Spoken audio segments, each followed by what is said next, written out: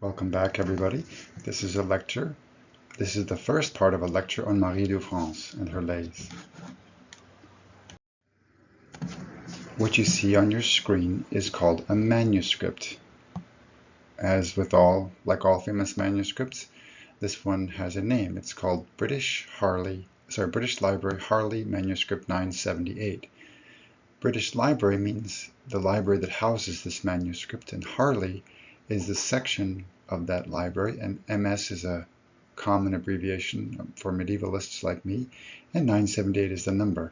This is the manuscript that produced the edition that you read for today. Without this original text, we wouldn't have been able to read what we read for today. This is the only copy. British Library Harley Manuscript 978 is the only copy of the lays in which all 12 lays are together. What you see on the screen is called Folio 118 Recto, which is the first page of the prologue. A folio is like a page, and it has two sides, recto and verso, so basically front and back. If I go in closer, you can see this is a very legible and well-preserved manuscript made in colors in a Carolingian hand. It's quite expensive. This would be the equivalent of a luxury car today. The text says, whoever has received knowledge and eloquence in speech should not be silent or secretive, but demonstrate it willingly. So you can see it says, qui Deus a donné et science et de parler bon éloquence, ne sen deit taisir ne celer, eins sedet volontaire mustrer. That's Old French, excuse my terrible Old French accent. So, I'd like for you to do some mental preparation before we get going in the lecture, as we always do, or as we often do. Take a few minutes, let's say 2, to write in your notebook. What lengths are you willing to go to for your loved ones? What lengths are you willing to go to for your loved ones? What sacrifices are you willing to make? And then the other one is the other question to write about. Maybe take a minute per question. What would you do if your beloved was unfaithful? So you can stop the lecture now and answer each question, taking about a minute for each question. Now I'm going to assume that you have stopped and answered the questions. And we will skip the group discussion for the time when we are back together in class. I'd like to, oh, sorry, this is an older activity.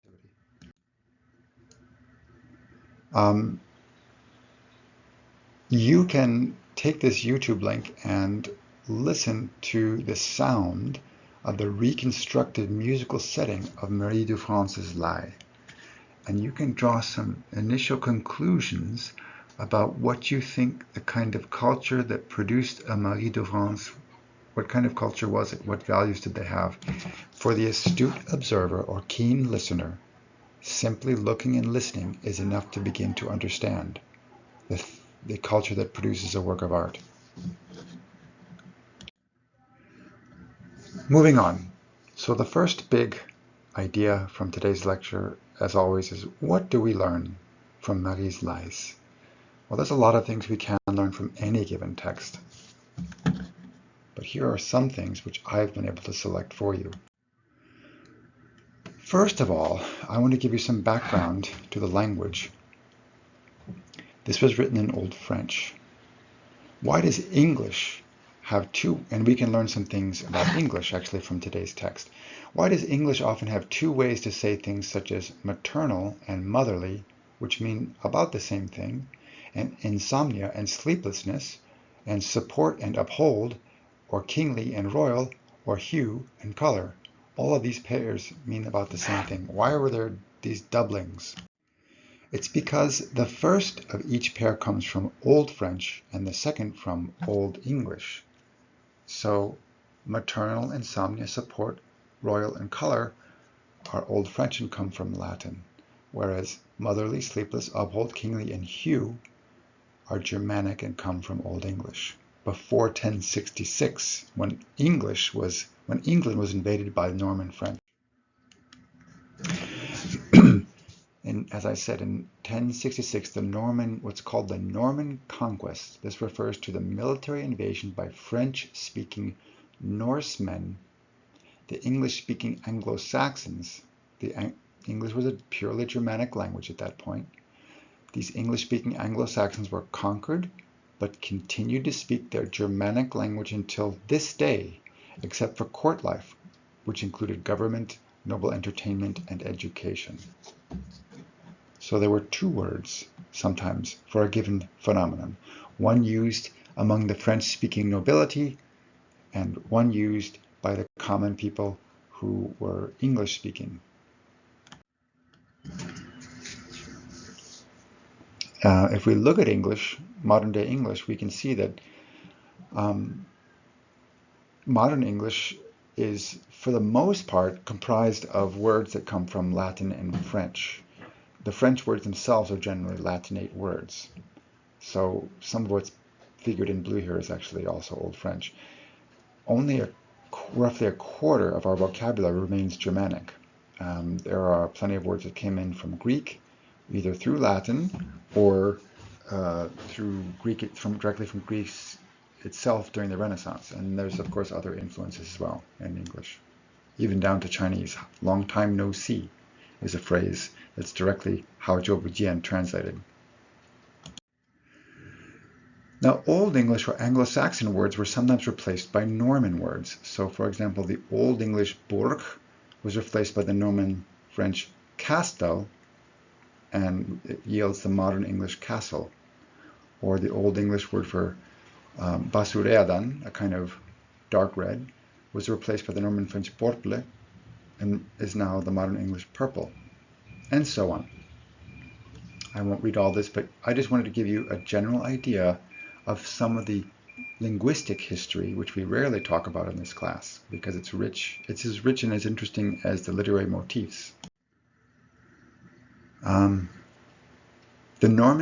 These Normans initiated many legal innovations, which we can see in modern English vocabulary that replaced Old English. So it's not just language that we learn about when we study a language. We learn about the history of institutions. So, for example, one of the themes in today's reading is law. So you have an Old English word, Gerichte, which is something like justice or rights, and it was replaced by the Norman French justice, which gives us the modern English justice. Or what's now called a jury in modern English, the rough equivalent in the Anglo-Saxon world were oath helpers, and that was replaced by the Norman French juré. Or the Old English dema was replaced by the Norman French juge, and that gives us our modern judge. Borg was replaced by plege, and that becomes modern English pledge.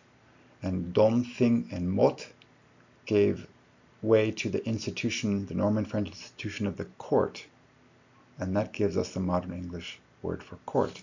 Now the dom, thing, and mot were slightly different among themselves, but they were the rough equivalent of what we call a court today. So even though we read everything in translation here, into modern English translation, if anyone particularly likes a certain text, you could go back and learn the original language and study as deeply as you wanted to. There is an almost infinite amount of information to be enjoyed from each of these stories. What we do in this class is simply a skimming over the surface, a kind of surveying of the possible study areas. That's why these are called survey courses, because you're sort of walking through a museum counting the number of objects as opposed to really studying any particular object. Okay, moving on. Some English words were retained alongside their Norman counterparts, now with specialized meanings, and this is where we get our doublings. So, for example, I'll just do one of these. The Old English coo was replaced, which is cow, was replaced inside the noble circles by bœuf, the Norman French bœuf. So in modern English we have cow and beef. Beef refers to the meat that you consume inside your house, and cow refers to the animal in the field. So we have this semantic restriction that results from having two languages merge. So that Your modern English translation is the result of the friends and relatives of Marie de France. All right, there's a whole bunch of these. You can stop the video if you're interested. I'm going to move on. Now let's just talk about our reading for today and why we're reading it. In other words, Marie de France's lies in our curriculum. So why are we studying Marie de France? Well, her writing is excellent.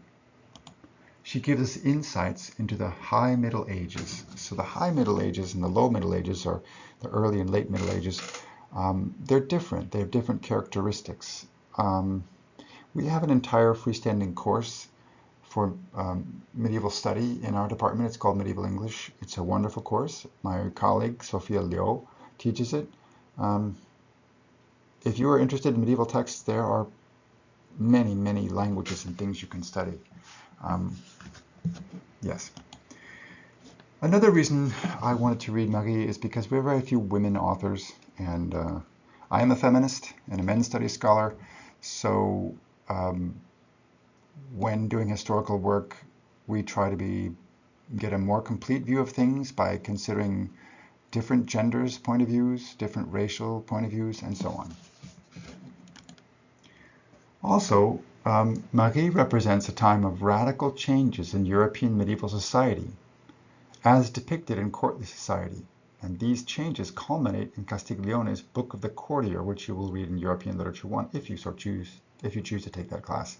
So this is a high court society. This is a society of the wealthy elite.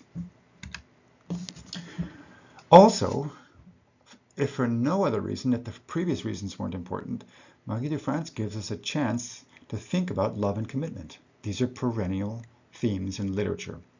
As you know from working with me these past months, that literature is not just a set of ideas, it's the shared experience of other human beings from other times and other places that gives us a chance to learn. Part of the reason why literature has sensory, it gives us a sensual and sensory experience. It's more than just the idea, it's in the details, it's in the figurative language. One reason why your professors have you scan poetry, why they have you do scansion. One reason why your professors in Y1C have you do close readings and whatever they call it, anything that's like a close reading and searching for keywords and writing essays, is because there's more.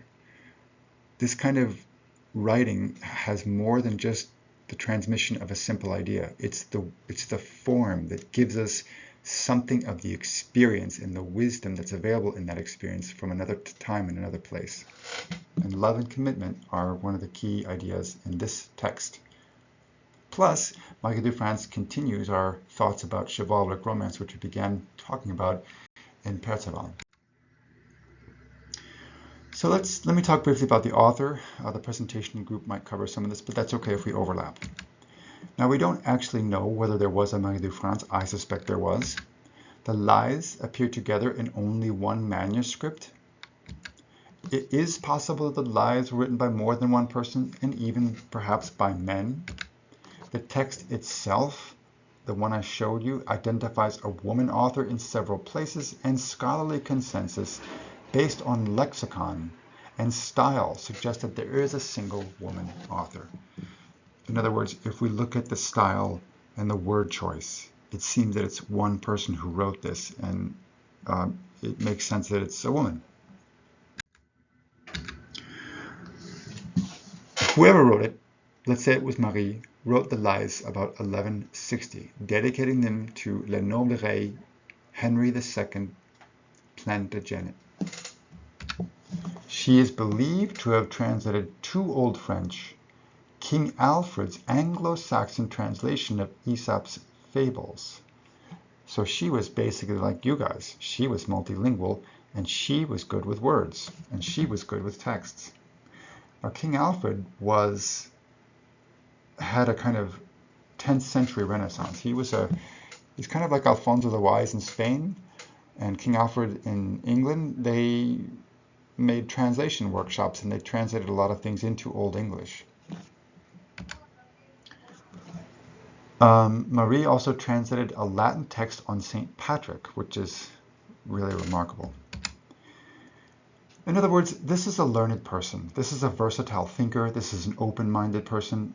And not just learned, she was remarkable for the Middle Ages, considering the difficulty in achieving anything like erudition in a time when books are a rarity. So I, I have a great admiration for Marie. Now, what was the world like for Marie? It's hard to understand the works of an author from a different time and place.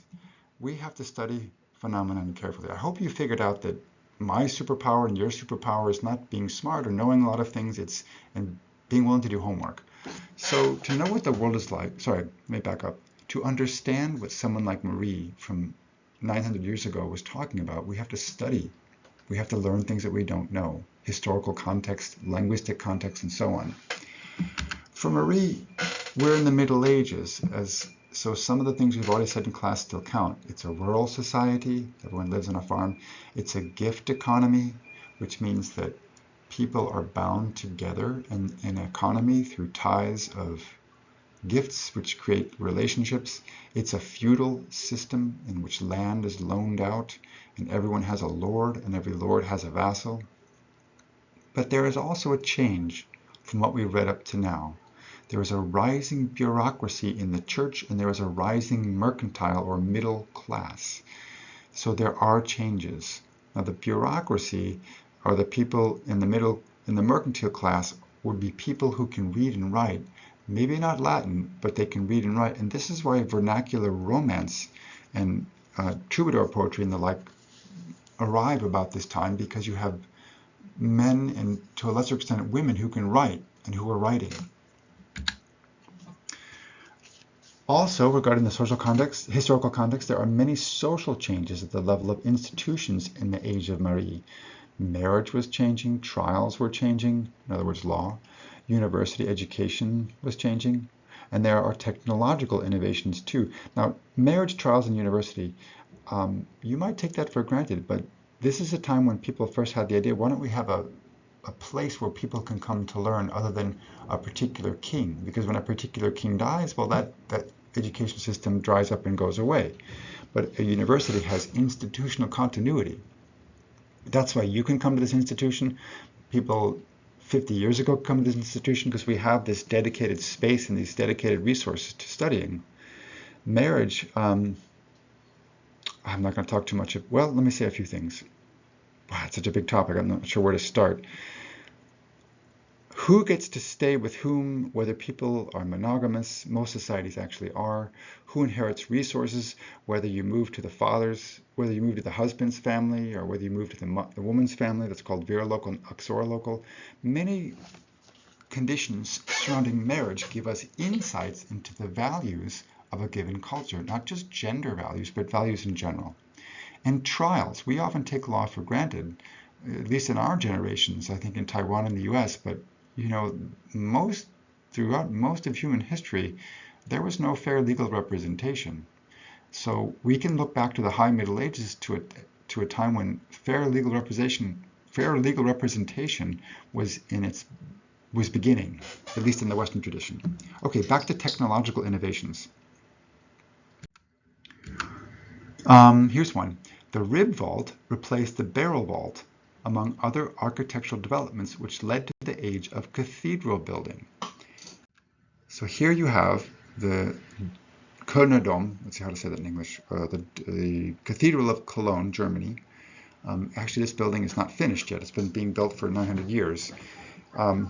This magnificent architectural masterpiece says so much to us about the Middle Ages. It shows us that it was a highly religious society, that their religion was codified and it received resources, and that people were spending, it allowed for human beings to contemplate the reality, the nature of reality under the guise of a religion. It shows that arts were allowed to flourish within the protection of this religion. It shows us that women were allowed to be educated within the confines of this institution. It showed us many things. So this building would not be possible without the rib vault. So there are certain architectural innovations here which allowed the building to go up, up, up, up, up. Up being I guess, a metaphor for heaven. So one of the things is the way they build the ceilings allowed for higher ceilings. You can see, I'm not sure how to point this out. Can I point this out? I'm not sure if this will work. But there are things called flying buttresses here where an exterior wall helps hold up an inside wall, an inner wall, so that you can have higher walls, thinner walls, and you can put windows so the light comes in, so that the experience of being inside the cathedral is a physical allegory for divinity or for being in heaven. You get lots of light, a magnificently large space where you feel how small you are, but also how there is a large protective shelter for you, which would be sort of like God's kingdom. And again, this is called the Cathedral in Germany, in Cologne, Germany. A lot of interesting stories about this cathedral. The Allies, the French, the Germans, sorry, the French, the English, and the Americans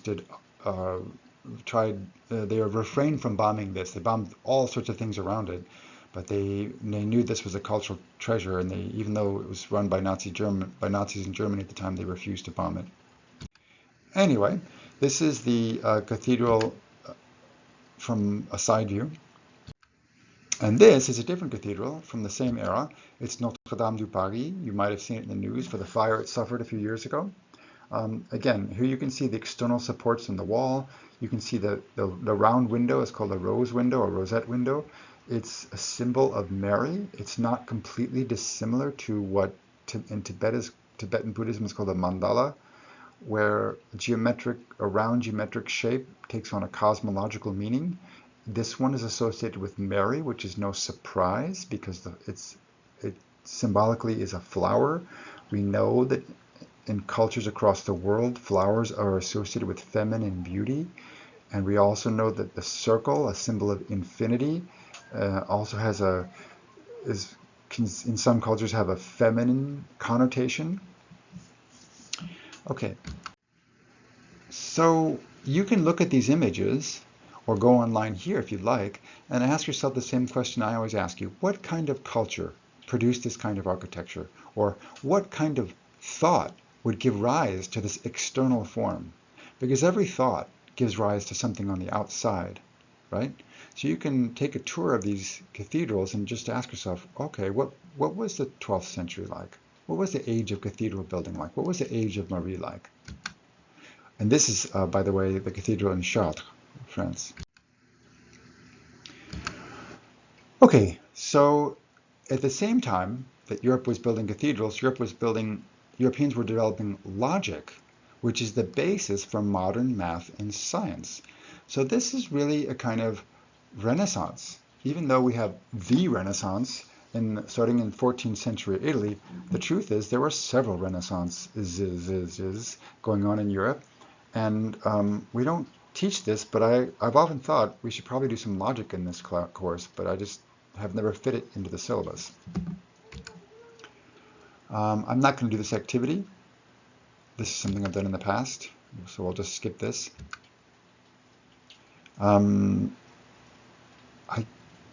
You can read this if you'd like. What kind of God concept did Aquinas have? I think we've probably seen enough with Meister Eckhart to show you that these medieval theologians were brilliant human beings, and for as much as being a Christian is a cultural phenomenon, their God concept was not anthropomorphic. It did not represent a human being in a heavenly realm. Their God concept was more like a mathematical principle. Aquinas was not a mystic like Eckhart, but so his concept of God was a lot like a mathematical principle. It was all based on logic. And his thinking, Aquinas, was deeply influenced by a set of Muslim theologians from Spain. So the three Semitic religions in Spain, Judaism, Islam, and Christianity, had a wonderful and fertile interchange of ideas in this era. Okay, so you can ask yourself then, what kind of culture did Marie and Aquinas live in? So clearly these upper class people were very well educated. I mean, better educated than a lot of people today. I mean, you and I have this great luxury of being at the best university in Taiwan and having a wonderful opportunity for education. But let's face it, most people on the earth today don't get this opportunity. And Marie and Aquinas and other people in the 12th century were already there in terms of being well educated. Here are some other 12th century technological developments, just to give you a sense of the material culture. The wheelbarrow, the mirror, and silk. So you can think about the implications of this. I mean, the wheelbarrow seems like such an obvious thing, but it wasn't. It was created by a human being, and there was a time when there weren't wheelbarrows. That's the ability to carry loads from one place to another. The mirror. What would your life be like if you never got to see yourself? We are obsessed with ourselves in ways in which medieval people were not, because they couldn't see themselves as clearly as we do. People today create vast and elaborate self-images outside of themselves by staring at their own photographs. They create a fictional self through images and writing. In the Middle Ages, people barely had mirrors, so you can imagine that their sense of self would be different from ours. And silk. Well, I think being Taiwanese, you know quite a lot about silk, and as someone reading medieval European texts, silk was produced in China, not in Europe, which shows you that there was already globalized trade in the age of Marie. Some other technological innovations.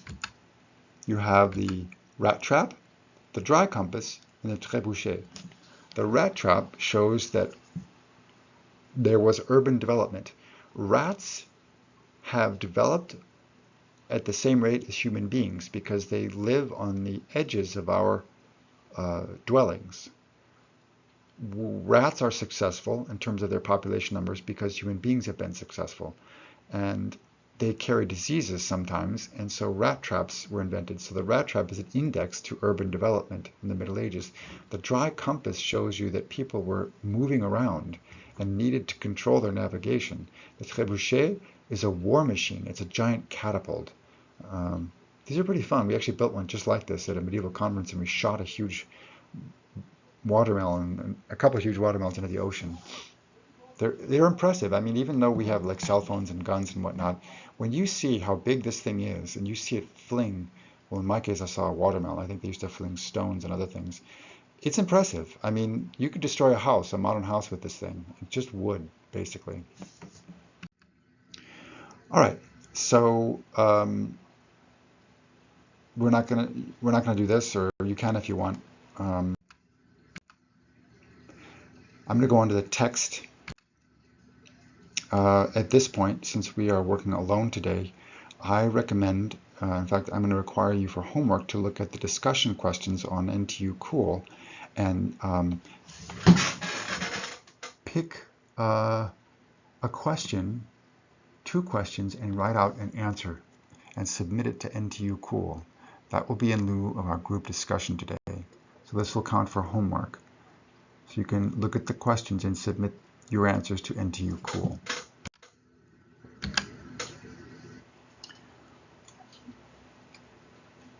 And the rest I will leave for the second video.